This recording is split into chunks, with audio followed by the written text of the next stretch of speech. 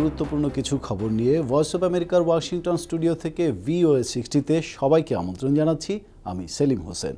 Washington post বলছে, Donald Trump তার অলাভজনক ব্যবসা বিষয়ক মামলার জন্য তার দান তহবিলের অর্থ ব্যবহার করছেন। কাগজপত্র যাচাই বাছাই এবং সাক্ষাৎকারের ভিত্তিতে করা খবরে বলা হয়, দান তহবিলের মোট $2,58,000 ব্যবহার করেছেন তিনি। পলিটিকোর মতে, ডোনাল্ড ট্রাম্পের সঙ্গে প্রথম প্রেসিডেন্সিয়াল বিতর্কে হিলারি ক্লিন্টনকে তর্কযুদ্ধে না জড়ানোর পরামর্শ দিয়েছেন তাঁর পরামর্শকেরা। ডেমোক্রেটিক দলের পক্ষ থেকে আশা করা হচ্ছে, হিলারি ক্লিন্টন সিদ্ধান্তহীন ভোটারদের উপর ভালোই প্রভাব ফেলতে সক্ষম হবেন। ব্লুমবার্গের মতে, ফেডারেল ইলেকশন কমিশনের তথ্যমতে হিলারি ক্লিন্টন ডোনাল্ড ট্রাম্পের চেয়ে বেশি অর্থ সংগ্রহ করেছেন। নির্বাচনের 2 মাস আগে হিলারি ক্লিন্টনের প্রচারণা তহবিলের নগদ অর্থ $6,84,00,000 আর ডোনাল্ড ট্রাম্পের তহবিলে আছে $5,03,00,000। সুপ্রিয় দর্শক, এই ছিল VOA 60-তে আজকের খবরগুলো।